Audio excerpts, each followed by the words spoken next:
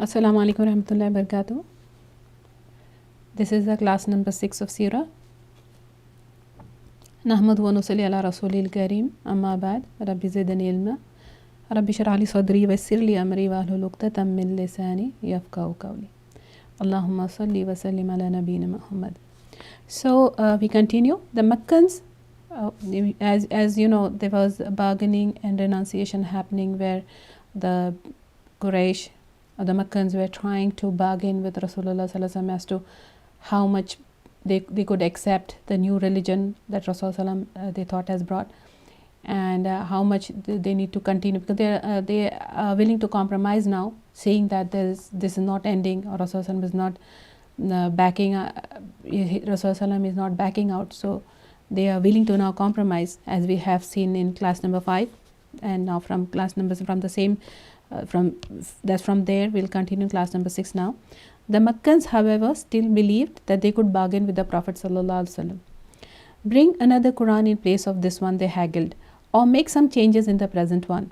In response to this request, Allah subhanahu wa ta'ala told the Prophet sallallahu alaihi wasallam in Quran, surah number 10, ayah number 15, and when my clear verses are recited to them, those who do not look forward to meeting me, say, bring another Quran or change this one. Say to them, it is not for me to change it of my own accord. I only follow what is revealed to me, and I fear that if I disobey my Lord, I will meet with a terrible punishment on the day of judgment. Other verses were also revealed, which made it clear that the Prophet's role was not to bargain with the pagans, but to convey the message just as it was revealed to him. And those verses are in the Quran chapter 17 and ayah number 73 to 75, and a few others. So the Meccans understood that Prophet ﷺ was sincere in his beliefs and was not prepared to compromise. They were determined to find out whether he was an actual prophet or just imagined himself to be one. In order to find out how to test Muhammad ﷺ, the Meccans sought guidance from some Jewish rabbis. These learned men told the Meccans to ask Muhammad ﷺ 3 questions, and if he answered them correctly, then he was indeed a prophet. If, however, he could not answer them, then he was certainly an impostor. First, the rabbis told the Meccans to ask Muhammad ﷺ the incredible story in their scriptures about some youths. The second question concerned a person who had traveled throughout both the east and the west. Thirdly, they instructed the Meccans to ask about the soul. The chieftains of Quraysh put these questions to the Prophet ﷺ, and Surah Al-Kahf, the cave, was revealed in response. The surah tells the story of a few young boys who, upon being persecuted by polytheists, sought refuge in a cave. Allah caused them to go into a deep sleep for hundreds of years, and then raised them up again as a sign of the coming day of resurrection. The chapter in the Quran says that was 309 years that they were put to sleep. The chapter also tells the story of Dhul-Qarnain, the man who roamed throughout the world. Finally, the last question was answered in Surah Al-Isra. The ayah says, ayah number 85, Surah number 17. They ask you about the spirit, the soul. Say, the spirit is my Lord's affair, and man has been given but little knowledge. Muhammad ﷺ had correctly answered all 3 questions put to him by the rabbis through the Quraysh. Now that the Quraysh had evidence that Muhammad ﷺ was a true prophet, they were faced with a difficult decision. They were still not prepared to embrace Islam without reservations, as Muhammad's followers had. The solution, they believed, was to ask the Prophet ﷺ to let them enter Islam not as a typical Muslim, but as a Muslim with special status. The majority of the Prophet's followers being from the lower strata of Meccan society, the elite of the Quraysh could not consider interacting with their inferiors on equal terms. They met with the Prophet to discuss this idea. The Prophet ﷺ was so eager to have the Meccan nobility embrace Islam that he may have been on the verge of accepting their proposal, but Allah ordered him to resist the temptation in the following verse. This is chapter number 6, ayah number 52. Send not away those who call on their Lord morning and evening, seeking his face. You are not accountable for them, nor they are for you. If you turn them away, you will be among those who are unjust. The Prophet ﷺ was thus forbidden to give the nobility among the Quraysh any special consideration within the fold of Islam, thus effectively ensuring the complete absence of a class system. This These meant that no Muslim could be superior to his brother in Islam except through faith and good deeds. The Prophet ﷺ was also sent to his people to warn them if they continued rejecting the call to faith, Allah might at any time punish them severely. He cautioned them, but they waited and watched. Nothing happened. So their inherent arrogance grew, and they challenged the Prophet ﷺ to hasten Allah's punishment. Allah replied to their request in the following 3 verses. Chapter 22, verse 47. Yet they ask you to hasten on the punishment, but Allah will not fail in His promise. Verily, a day with your Lord is like 1,000 years of your reckoning. And in chapter 29, verse 54, they ask you to hasten on the punishment. Indeed, hell will encircle the unbelievers. And another few ayahs in chapter 16, ayah number 45 to 47. And again the Meccans found a way to evade the truth. They remained stubborn in their opposition and made further demands on the Prophet ﷺ, asking him to enact miracles, even as they hoped he would be unable to perform them. Thus they wavered, sometimes approaching the Prophet ﷺ with compromises, and at other times challenging him to do the impossible.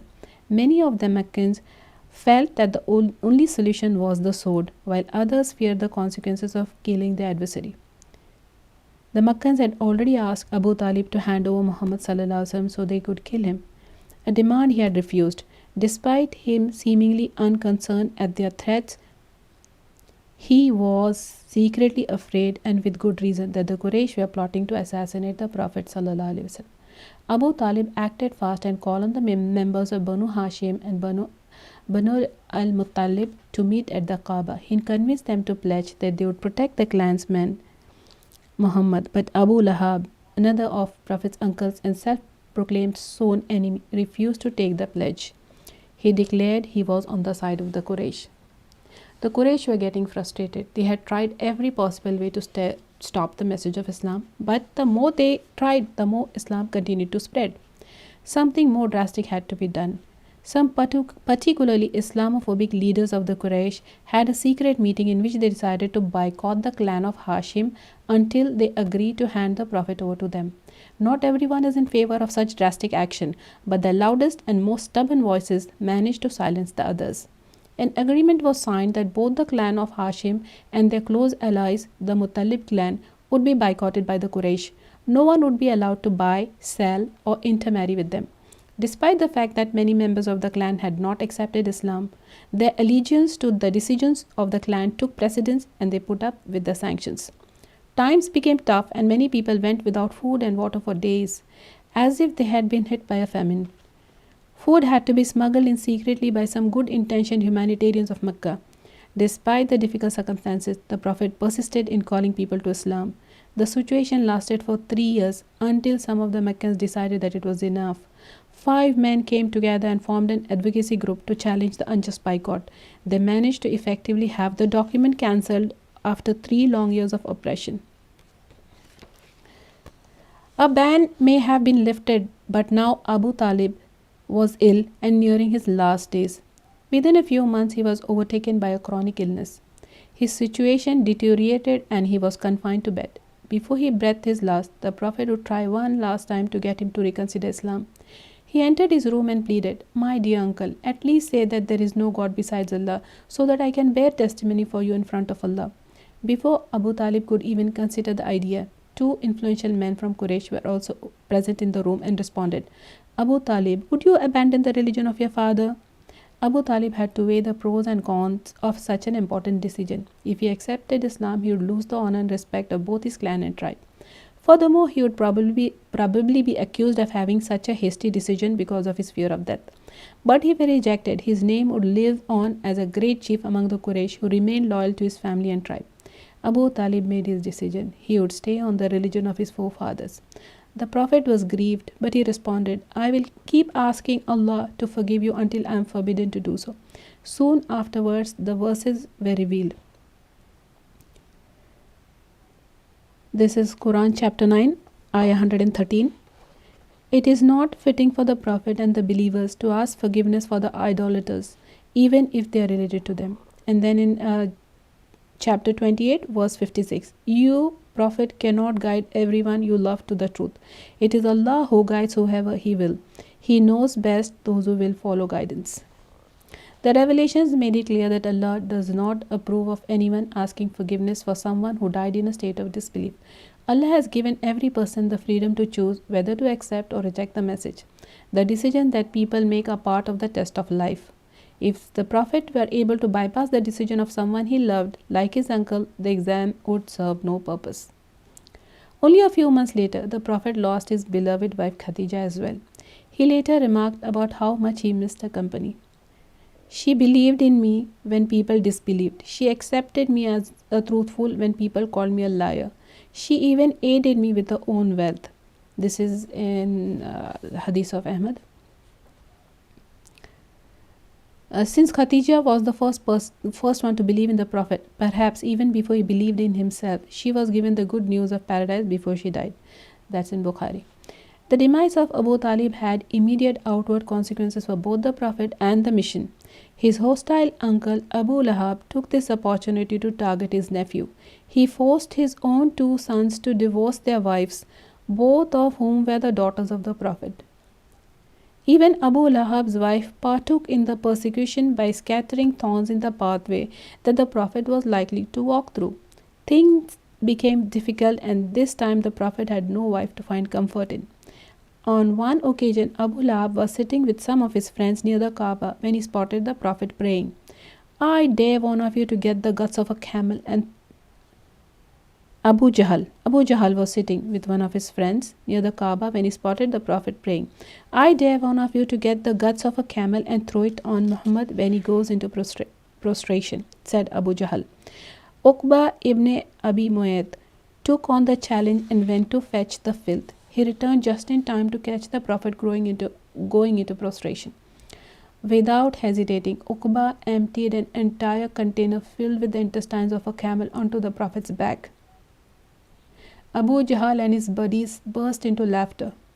One of the Prophet's companions, Ibn Masud, was watching but could do nothing. The Prophet remained in prostration, continuing his prayer until his daughter Fatima came and cleansed the filth off his back. Only on this occasion the Prophet raised his voice and prayed against them. Allah, destroy Abu Jahl, Uqba and everyone like them.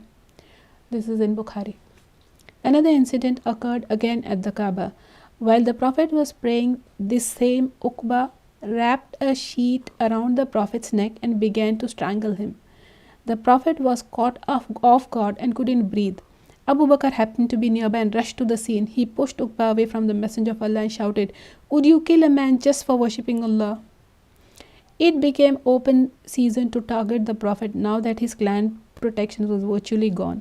It became a common experience for the Prophet to find his neighbors dumping their trash right in front of his house. People would interrupt him while he was reciting the Quran by shouting and yelling. Another man even childishly threw a handful of dirt on his head. Fatima began to cry when she saw this, to which he responded, Don't worry, my daughter, Allah will protect your father. The Prophet was informed by Allah that his mission would eventually succeed, but he didn't know when. Seeing such persecution, even a respected man like Abu Bakr decided that it was time to migrate to Abyssinia. However, when he was on his way out of Mecca, a well-respected chief decided to grant him full tribal protection and he remained. But one thing was clear, Mecca seemed like a lost cause. It was now time to look for another place which could accommodate the continuation of the mission.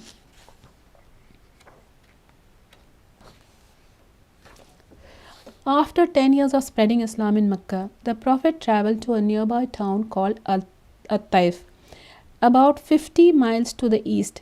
He visited the leaders from the tribe of Thaqif only to be insulted and rejected by them. Accompanied by his adopted son Zaid, they stayed in Taif for several days calling the people to Islam, but with little success. It seems that the leaders of Thaqif still had some insults left to unleash on the Prophet. They incited the scum of society to throw stones at the Messenger of Allah and chase him out of the city. They targeted their legs to slow them down, but Zaid was even hit once in the head. After being chased out of the city, they decided to stop and rest for a while because their legs were bleeding. The Prophet later remarked that this was the worst day he ever experienced in his life. But Allah was not to leave him without comfort. There's a prayer that Rasulullah sallallahu alaihi wasallam made at this time. I'm going to read out the wordings of that prayer.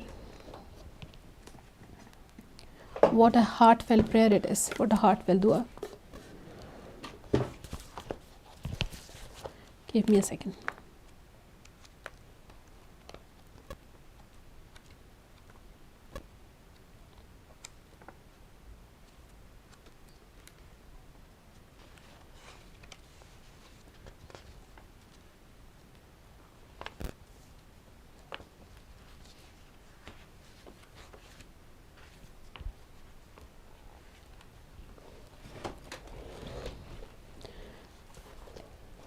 If you pay attention to the wordings of this dua, you would understand when Rasulullah ﷺ said that this was the day that was the hardest for him and this day that caused him the most grief, what were his emotions like. This is the dua he made, Rasulullah sallallahu alaihi wasallam. O Allah, I complain to you of my weakness, my scarcity of resources and humiliation before the people. O most merciful, the Lord of the weak and my Lord too. To whom have you entrusted me? To one who does not care for me? Or have you appointed enemy as master of my affairs? So as long as you are not angry with me, I care not. Your favor is abundant for me. I seek refuge in the light of your face, by which all darkness is dispelled, and every affair of this world and the next is set right, lest your anger and or your displeasure descend upon me. I desire your pleasure and satisfaction until you are pleased. There is no power to do good and no might to refrain from evil except with you.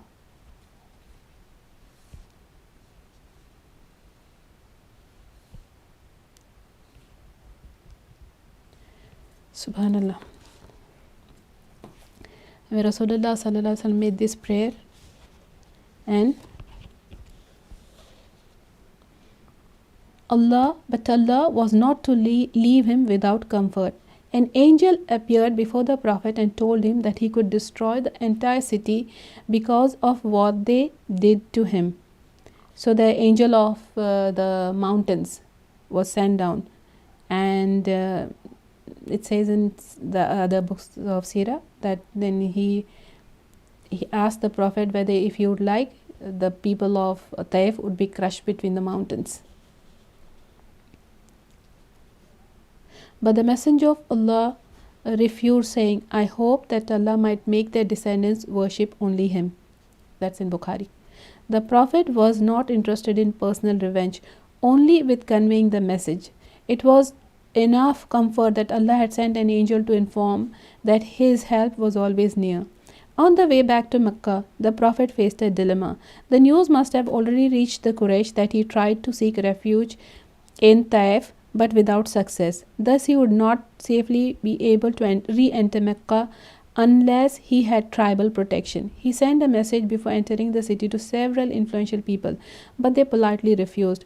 Finally, Mutim ibn Adi offered him protection and he returned to Mecca. The Prophet would never forget this kind gesture from a noble man like Mutim. This is in Bukhari. Soon afterwards, the Prophet was encouraged to remarry. He agreed to the idea and married Sauda, an early convert to Islam. She had migrated to Abyssinia with her husband but had returned to Mecca after her husband had died. She was quite old and a little heavy, but the Prophet didn't mind because she had a cheerful personality. One day she prayed with the Prophet, who as usual spent so long in his bowing that she held her nose out of fear that it might start bleeding. When she told the Prophet what had happened, they both had a good laugh about it. The Prophet now had an intimate companion as well as a woman to take care of the household.